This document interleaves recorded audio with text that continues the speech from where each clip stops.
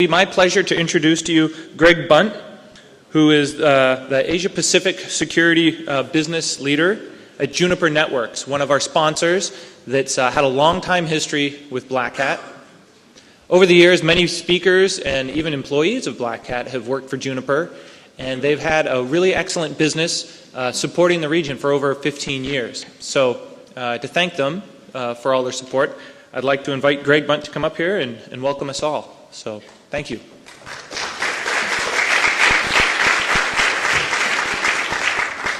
Thank you, Jeff, and good morning, everybody. It's certainly a pleasure to be here. If I look back at the last year or so, 2013, it's been a very tough time for this part of the world. It's been a tough time for the digital economy.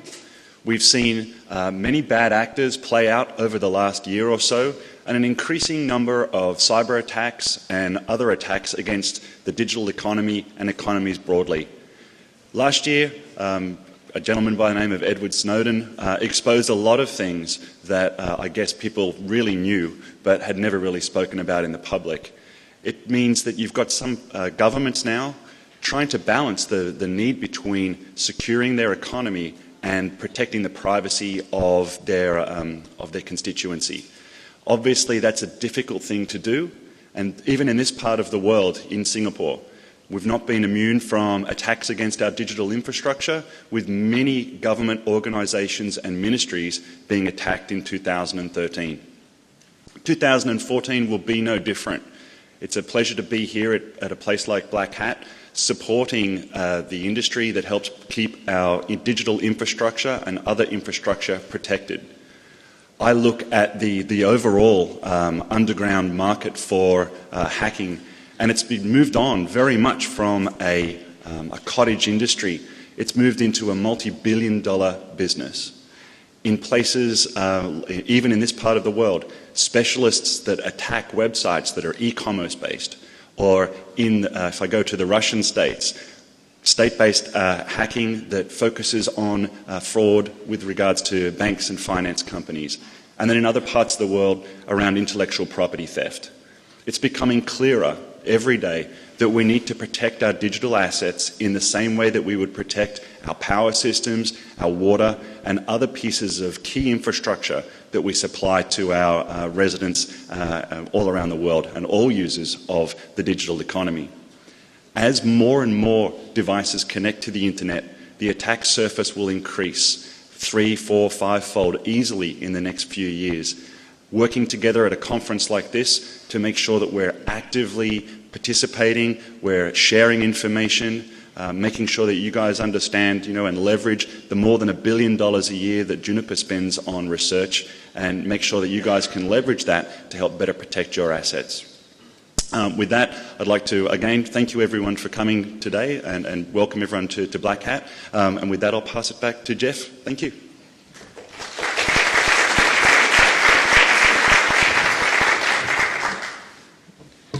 All right, everybody, this is the best part of the day for me. It's kicking off the show and introducing the keynote speaker that we're all looking forward to hear from. I'm going to say a few words about Dr. Crocker, just to embarrass him a little bit before he gets up here and lay the groundwork. So Steve has been lucky enough to sort of see it all, from sort of the dawn of the internet, ARPANET, to present day. And in the 60s, Steve was a graduate student at the UCLA, University of California, LA, and was part of the team that developed the protocols for the ARPANET, which eventually became, as we all know it, the internet. So from the very early days, he was intimately involved with the plumbing and the networking, the reason why certain decisions were made, certain trade-offs, certain technical decisions were made that we're all living with today. So I always really enjoy talking with Steve, because I'll speculate about something out loud. I wonder why IPv4, and he'll know the answer. It's like, that's a pretty privileged place to be able to have that level of insight. Later, after UCLA, Steve was a program manager at DARPA, a senior researcher at USC. He was a founder and director at the Computer Science Laboratory at the Aerospace Corporation. He was a VP at Trusted Information Systems, or TIS. How many people in this room remember TIS? They created one of the first commercial firewalls about the same time as Check Point. So he was at the company that created the first commercial firewall. This is my best part, though. In 1994, Steve was the founder and chief technology of a digital cybercache company called Cybercache. But probably about 15 years too early compared to what's going on with Bitcoin and digital currencies today. He's currently the CEO of a company called Shinkoro, a research and development company focusing currently on collaboration software. He's been heavily involved in the development of DNSSEC protocols, the Internet Society. When he was at the, let me see. Well, so many of you probably don't know this. How many people are familiar with the RFC system? RFC 1, 2, 3, 4. So Steve accidentally created that when he wrote RFC number 1, which he didn't realize was RFC number 1. It was just seemed like the thing to do. And then, like anything else on the internet, it became a custom. And so now it's the way things are done. He was also involved at ARPA, and an ARPA working group, which later evolved into the IETF. So Steve has been involved in many key areas of the internet, and I always love his insights, and so I'm hoping he can share some with you. His topic today is going to be talking about let's fix this mess, and he's going to reserve some time at the end for questions and answers. So try to think up your best question, and Steve will do his best to answer it. So it's my pleasure to welcome my friend Steve. Thank you. Thank you. Yeah, so this recitation of history is a polite encoding of the history of all the mistakes that I have to revisit, including why the network was built the way it was and so forth. It's a pleasure to be here as possibly a surprise, at least a surprise to me. I've not ever been to a Black Hat conference, although I've been involved in network security for a long time. And so I thought this is, I appreciated the invitation. I'm in town because I'm heavily involved with another organization called ICANN that oversees the domain name system and allocation of addresses and unique identifiers. And it's a small clerical operation that seems to have grown and grown and grown and grown, and we groan all the time. Sorry, I'm full of bad jokes today. Although I have primarily a technical background, longevity helps, and you hang around, and now I'm chairman of the board, which means that I get to do very little technical work and an awful lot of political work. I have something approximating some preparation here. Nah. There it is. So one thing I worried about in being invited to a Black Hat meeting was what the dress code was. And it turns out that at ICANN we have black hats. You don't have any black hats. So I had to bring my own. I don't know whether it's better on or off. If my head is too shiny, tell me and I'll put it back on.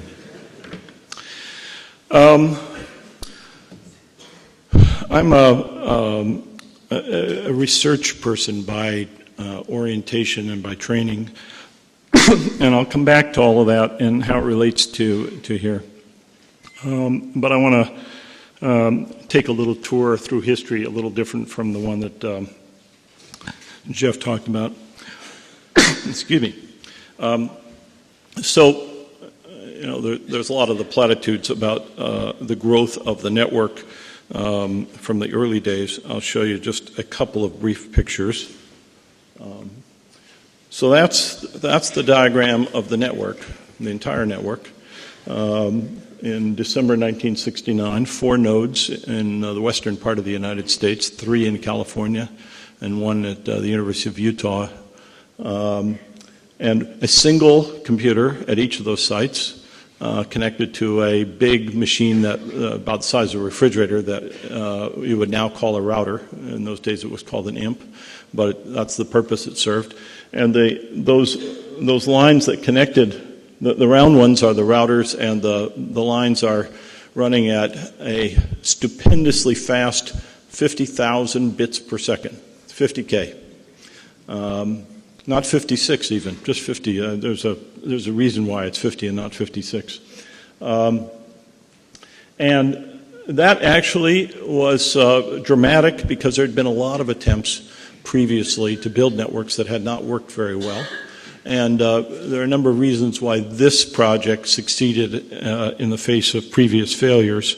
In some ways, one of the reasons it succeeded was because there was a lot of diversity of locations, diversity of machines, and it sort of forced a separation of issues.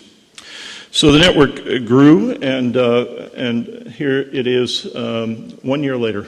This is December 69, this is December 1970. Now there's lines going across the country and a dozen nodes. And here it is 7 years later, 6.5 years later, and we've had to change the way that we draw the diagram because it couldn't get it all on there very well. But you know the dramatic growth, so I'm only going to show you one more of the usual hockey stick kind of growth, but instead of numbers and graphs and so forth, this one is kind of conceptual, where the breakthroughs were in understanding. Tom Brokaw in 1988 mentions it on television. So that was a magic moment that all of a sudden the world understands about this. Prior to that, it was academic and research networks, and students and geeks knew about it. And then the World Wide Web, and everybody and everybody's mother knows about this. I like that picture because, although it's Scott Bradner's mother, it reminds me of my mother-in-law. So a little personal aside, I was as Jeff said, I was involved from the early days. So I helped formulate some of the protocols and get involved in the formation of the ARPANET. And I met my future wife in the process. And she came with me while I gave a talk at a university. And she went home and tried to explain all this network stuff. This is early part of 1971 to her parents. Now, she was fortunate to come from a pretty good family. Her father was a relatively famous professor of medicine, and she was surrounded by young doctors who were pursuing her. And she tried to explain this networking stuff to her parents. What? He's not a doctor? Not a real doctor, anyway? The conversation didn't go very far. Many years later, after we were married, we needed to move back into her parents' house rather abruptly for some medical attention. And I, at that point, was running a research laboratory, the one that Jeff mentioned. And we moved overnight from Los Angeles back to Boston. And so I have this problem of how do I keep my laboratory going? How do I manage at a distance? But we've got this network. And so I called in a couple of favors, and I dragged a big, old, heavy, clunky terminal into my in-laws' house. And my mother-in-law stood at the door and said, "There's no room for that in this house." But it was a state of high tension, and I understood, so I turned tail and dragged it out and made some other arrangements. Time passed, and things worked out quite well. And then much later, my mother-in-law, still alive, was running a business out of her house, trying to keep her husband busy in retirement. And we favored her with a laptop so that she could keep the books and everything. And she took enormous delight in stealing the Wi-Fi signals from her neighbor's house. And over time, my stock has risen with her rather well, and we get along very, very nicely. So that's a quirky little story about the impact that the network has had on all of us, which we've all lived, and you've all grown up in it. I can see from from the age of most of you that there probably wasn't a time when the network was there. It just existed. And so we've had all the positives, email, the web, Facebook, Skype, Google, and so forth, and changed the world. And at the same time, a handful of negatives have crept in that sort of intertwined with all this, from spam and fraud to much worse things, espionage and surveillance issues, and at the political level, culture wars, which you can read about and you participate yourself. And so we have a much more complicated world than when we first started out.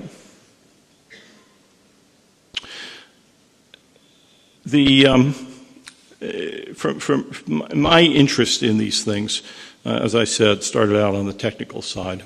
And my background, even before getting into networking, was pretty strong on the formal side of things, a math background and a lot of hardcore programming while I was in college, and focused my research work on formal methods and how do you make these systems really tight? How do you make them strong so that they can't be broken into? And as has been entirely evident, we've lost that. The systems have gotten bigger and bigger and bigger, and we have not made them stronger in the main. Some advances, but we have just an unending set of holes in them. So I want to come back to that in a minute, but I also want to talk about a little bit of the other parts of the world that I'm involved in. I mentioned that I'm at ICANN.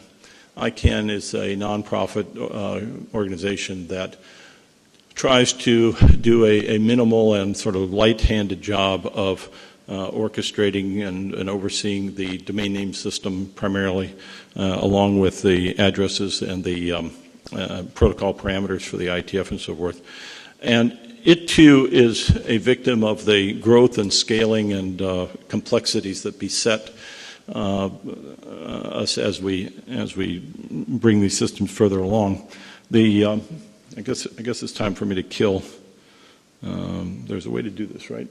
Is that the one? I'll just do that. All right.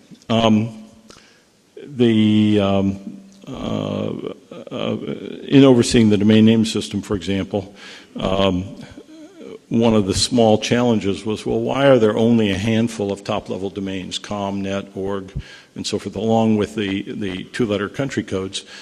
And a lot of pressure right from the beginning of expanding that. So after a number of preliminary attempts and experiments, we finally converged on a plan with an enormous amount of community inputs and meetings all over the world over many years on opening up the domain name system at the top level, and said, send in your applications, anybody can apply for them. And we just want to cover the cost of processing the applications, and so we set the price at a very nominal $185,000 per application. Why so much, people asked. About a third of that is set aside for what we call risk. That is, in case we get sued, we wanted a war chest so that we could deal with that. So that just gives you some idea of the mess. And so we have applications for various brand names. We have applications for various social causes and competition for the strings. We had 1,930 applications. Do the math, and you get around $350 million in application fees. And so all of a sudden we've got a big bank account. And of those 1,930, there were a little over 1,400 distinct strings, so there was a lot of overlap, a lot of applications, double, triple, in some cases more applications for the same string, and then that leads to an endless set of questions about how you sort all that out. And mostly we hope that they sort it out amongst themselves, and if they don't, reluctantly we'll hold an auction, and then the question is, what are you going to do with all that money you get from the auction? So as soon as I see the money, I'll start figuring that out, I guess. And then there's a lot of political pressures. How do we make our decisions? What's our oversight process? And if you really want a distraction from the good work that you're doing, I commend you to look at the ICANN website and the enormous amount of wordiness that goes around all of that.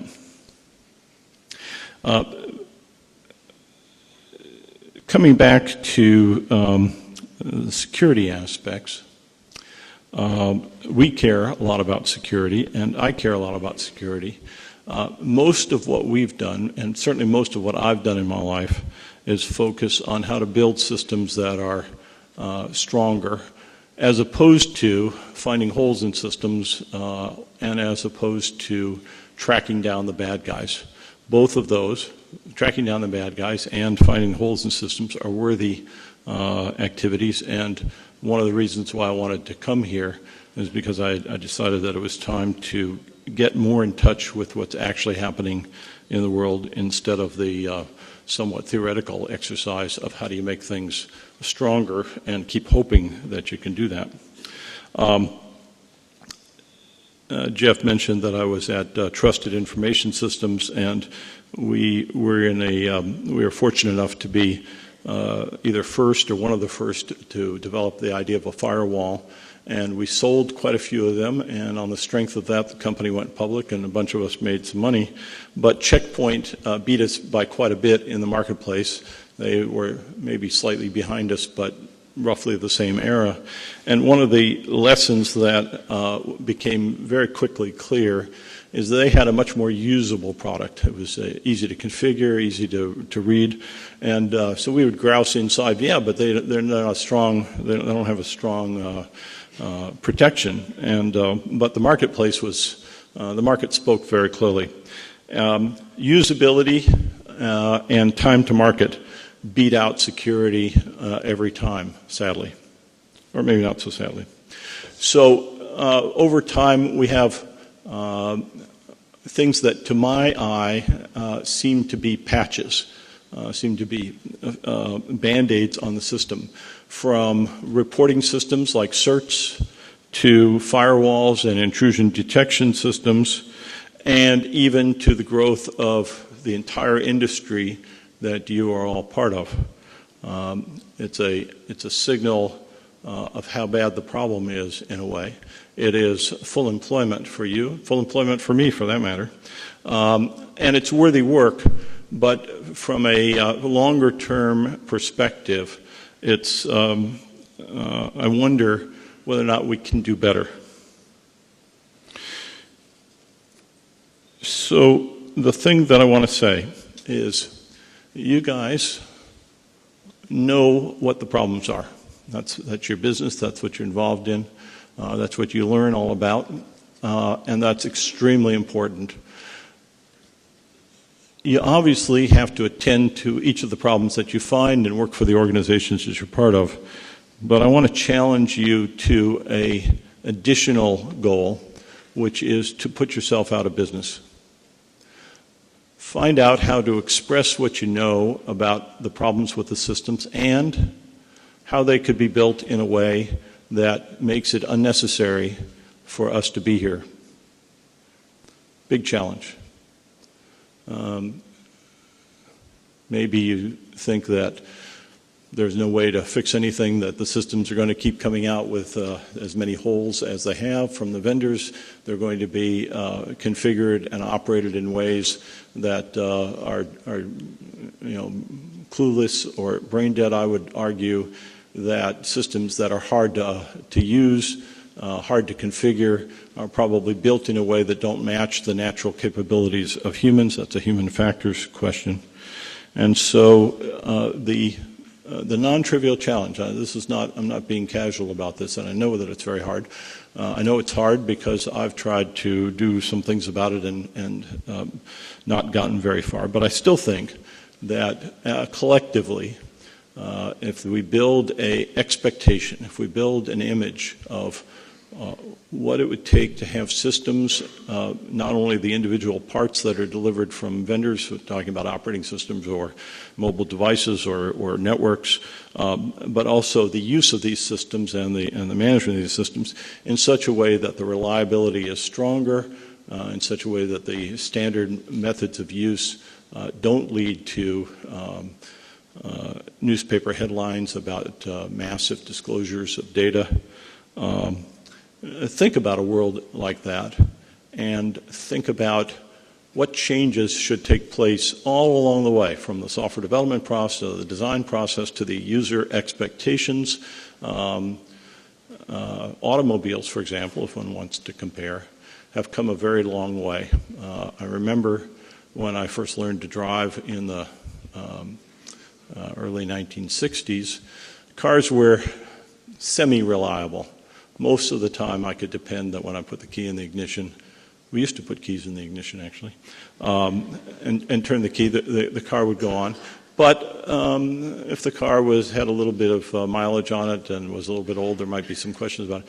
Today, cars are extremely reliable. I mean, I rarely are in a situation where I have to think about, well, what happens if the car doesn't start? If I screw up and let the battery run down and so forth. But mostly, it is a rock-solid part of the world that I live in. Computers, the hardware has gotten a lot more reliable. I remember when we were reporting that the Unix system had stayed up for 24 hours. That was a big deal. Before that, we would expect that every several hours we'd have to restart the computer because the operating system had broken or the hardware had broken. We're past that point, but we're still a long way from feeling comfortable about the systems. And in large part it's because of the enormous complexity. The complexity is driven by the scale, the growth, and the demand for new applications, the demand for novel uses, and for a wider set of users. We can't demand that every user go through a security training course, and it probably wouldn't help even if we did. So it's a very challenging problem, but it's, as I say, one that I think deserves attention, and you all are in a very privileged position for at least two reasons.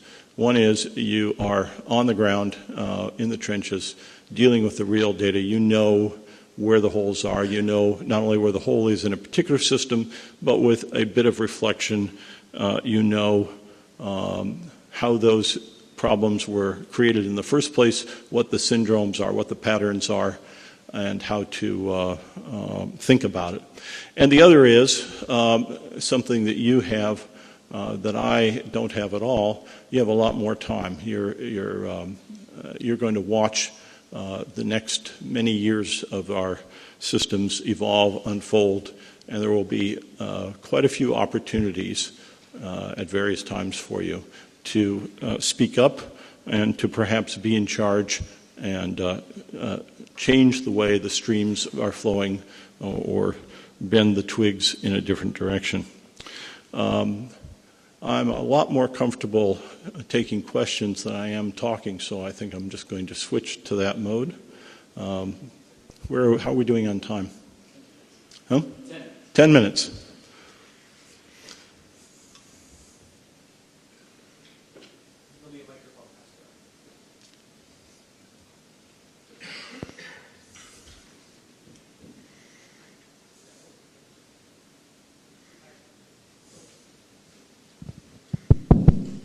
Hi.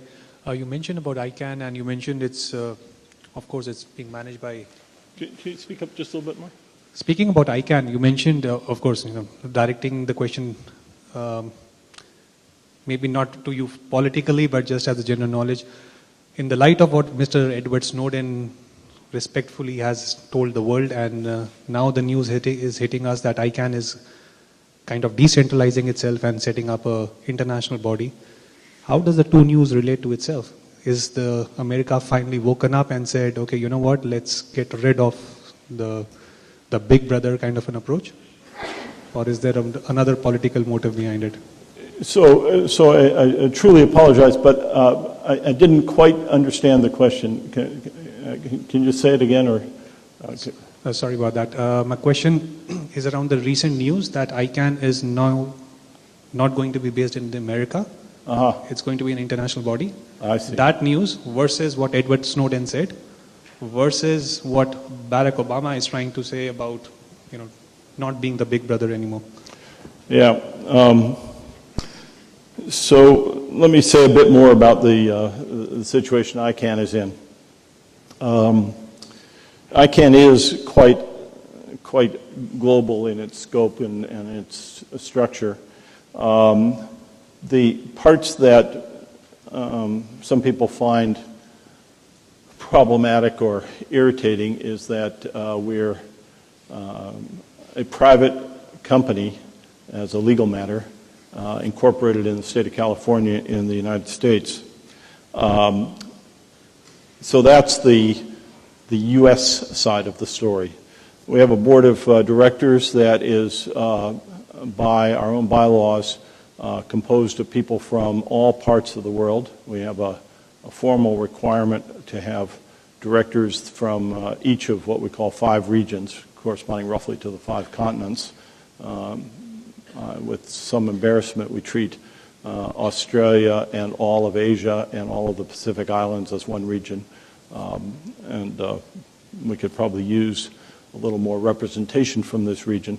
But we have people from all over the world at every level of the organization, not just the board.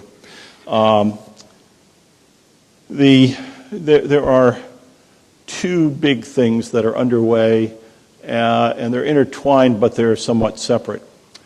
The clerical function that we call the IANA function, that is the management of the root zone and the related protocol parameters and addresses, has been operated under a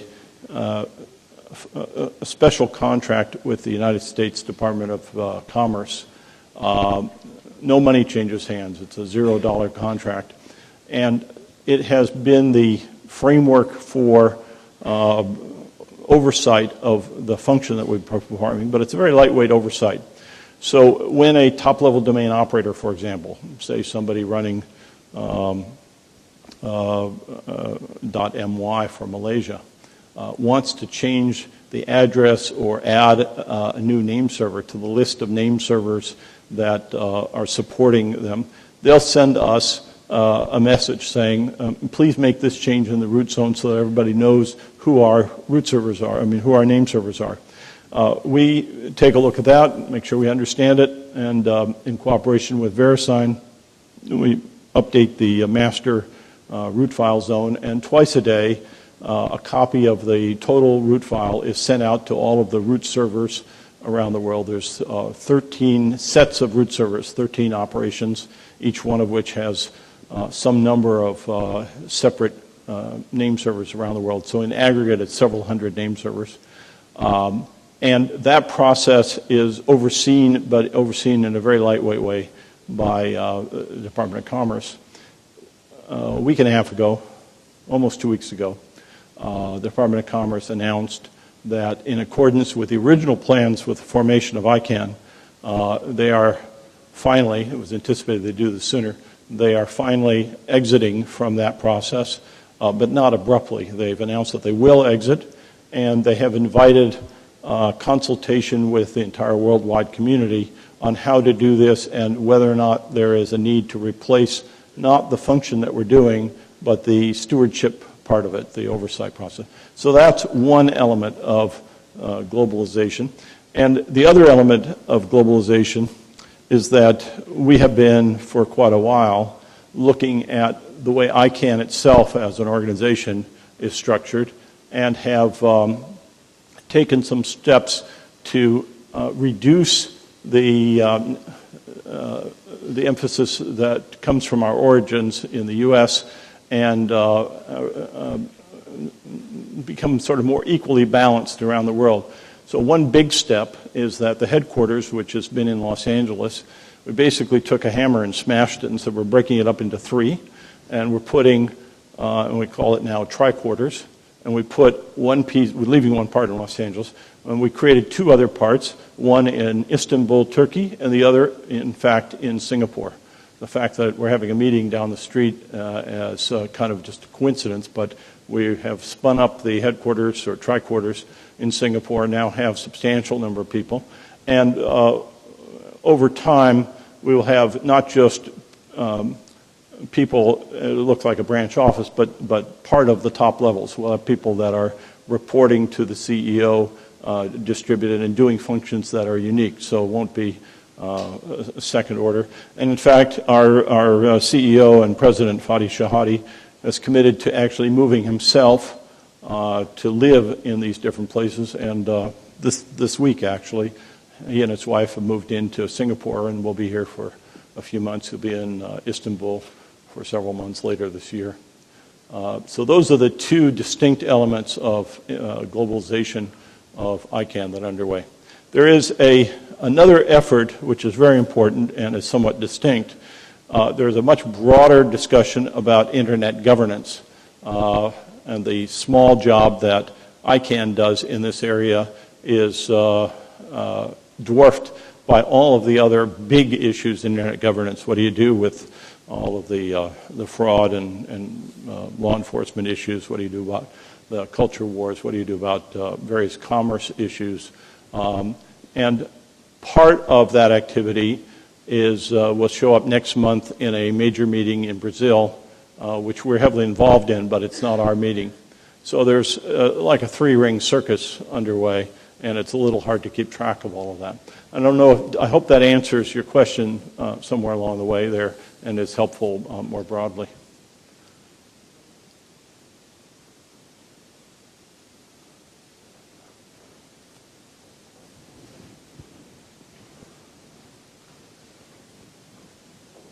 Thanks.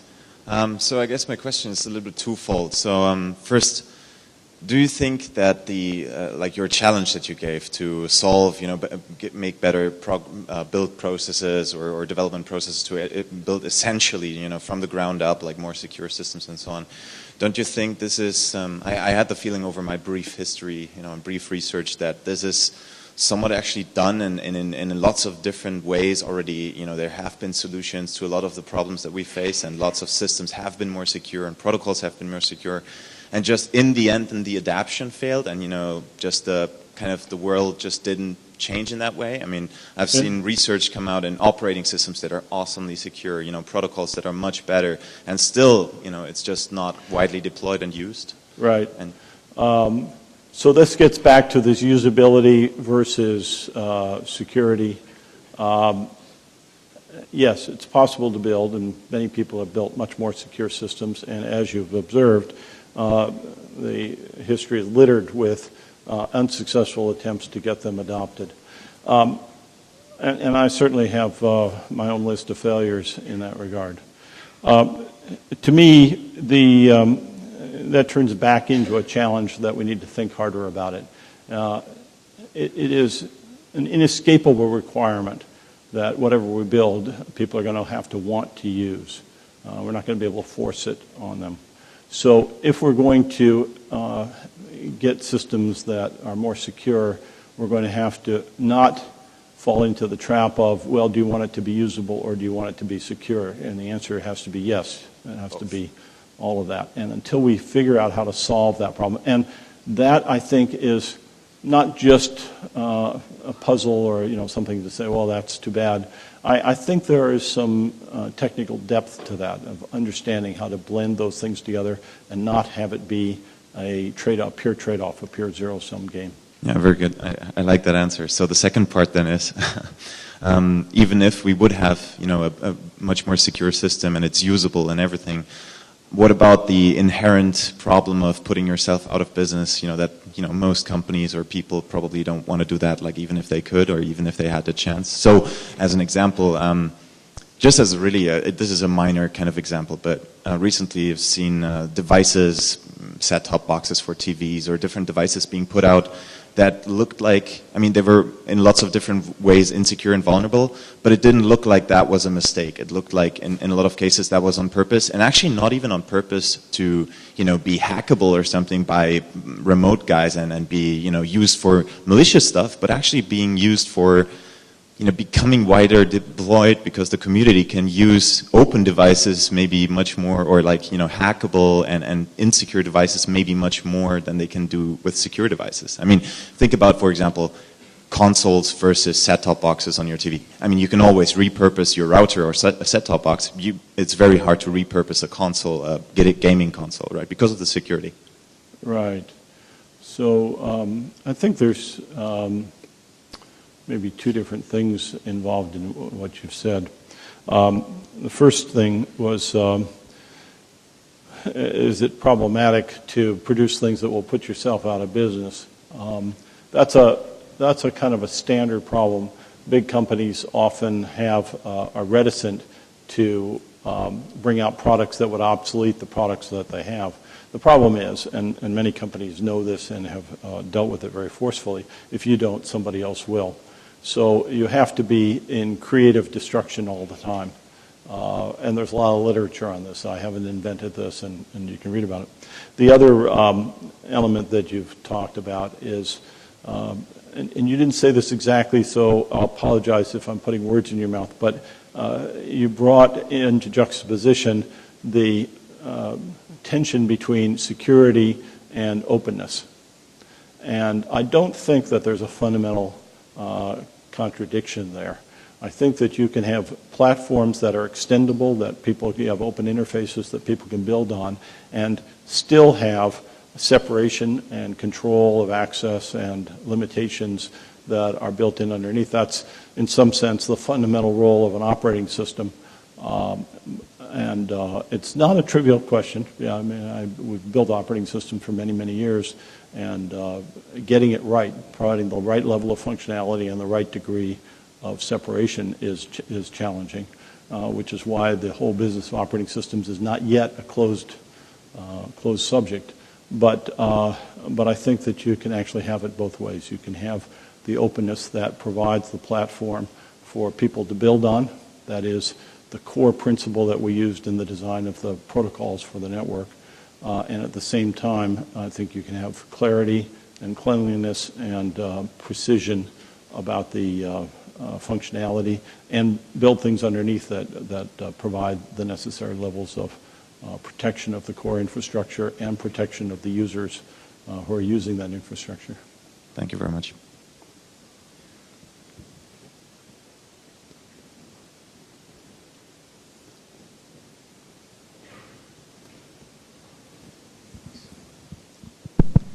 Good morning, Mr. Crocker. I'm curious to know the real reason behind ICANN setting the price so high for domain name applications. And secondly, I would like to understand what factors come into picture when you process these applications. I caught part of this. You want to know the real reason for what? You said 1/3 of it goes to help you if somebody sues you, but I mean, that was a joke, right? I want to know the real reason why I can't set the price so high. Oh, why the price is so high? Yeah.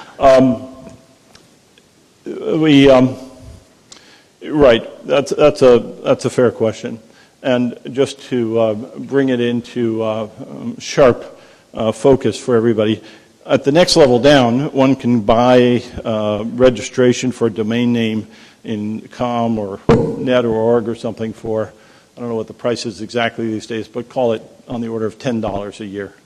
And $10 to $185,000 is a big jump. I said we spent many years, literally years and years, working over what the rules should be, what the process should be. And one of the things that emerged from those consultations was a very heavy concern, in fact, about security in a number of different ways. What are the qualifications for running a new top-level domain? Two of the things that we worried about is, in fact, three of the things we worried about: financial viability, technical competence, and I'll just call it honesty. Quite a few parts of the community, law enforcement and governments and so forth, expressed very strong concern. What would happen if a new top-level domain were set up and criminals were running it and taking advantage of the fact that they had control of a top-level domain to do a bunch of things that would be socially undesirable, we'll say. So the application process is a very heavyweight process with a lot of different aspects to it.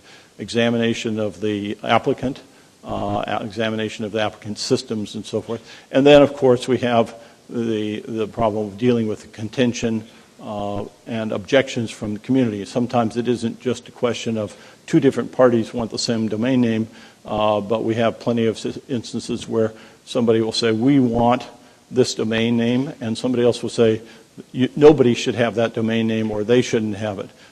So we have community objections, we have geographic names. One of the more visible and famous ones, which I won't say anything about the outcome, but just to sketch the issue, there's a small company in northwest part of the United States called Amazon that sells books or something like that. And they applied for .amazon. And we have messages coming in from another part of the world, from South America, multiple countries saying, you know, we like the name Amazon too. In fact, we have a river, and we think this is kind of important to us, and we're not sure that a commercial company in North America should be the right one for that. And just to give you an idea of how interesting this gets, we got a message from somebody in Greece who said, you know, Amazon really is a Greek word, and we're the ones that created the stories around all of that. And so then you try to sort out what's the right answer there. And as I say, I won't say anything about what the outcome is, but it's expensive.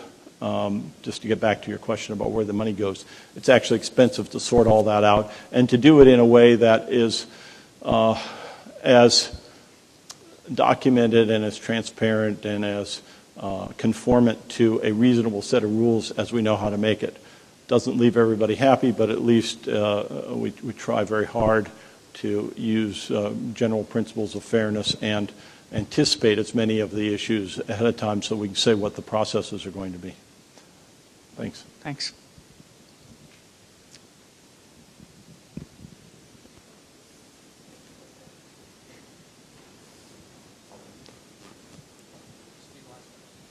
Okay.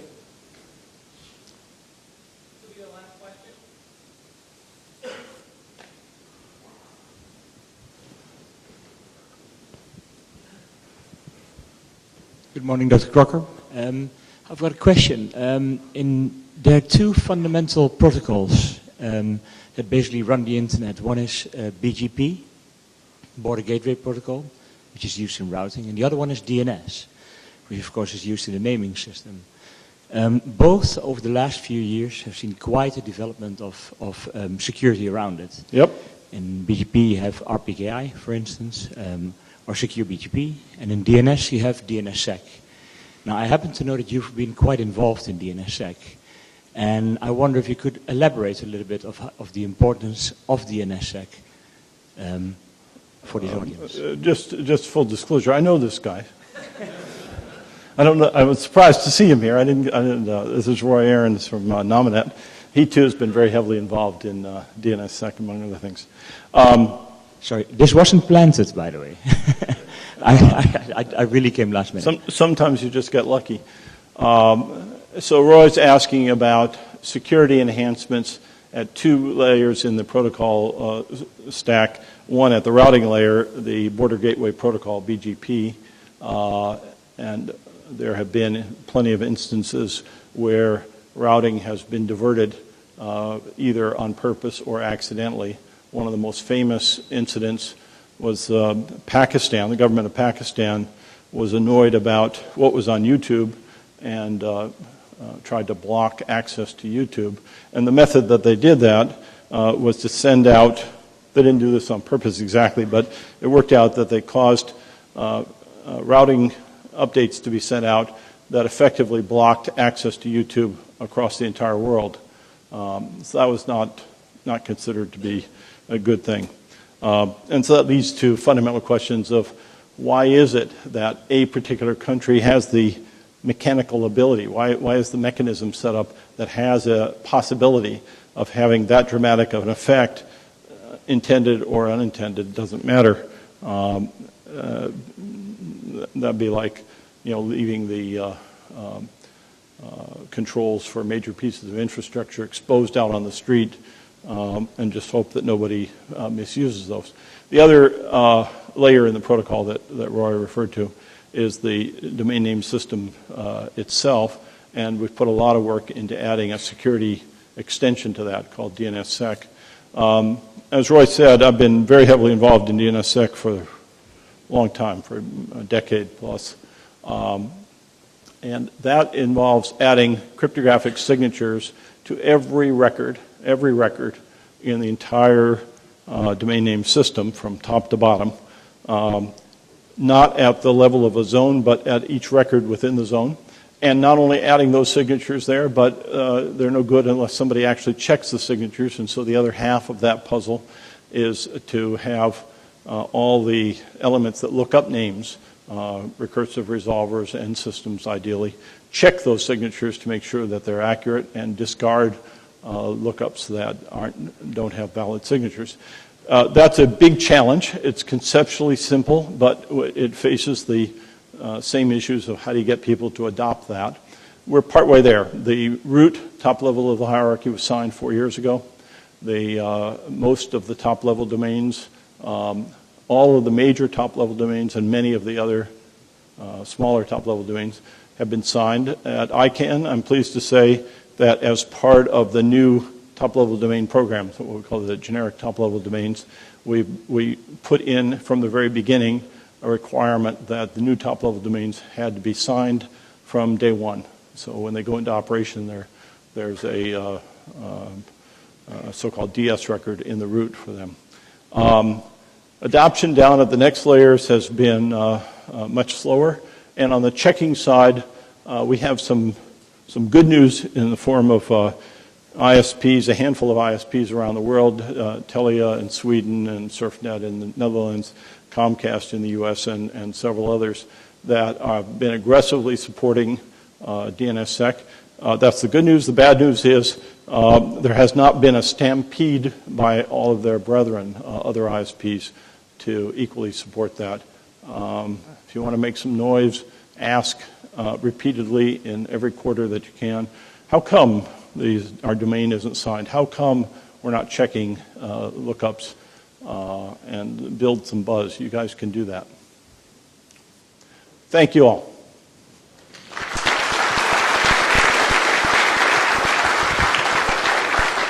Thank you.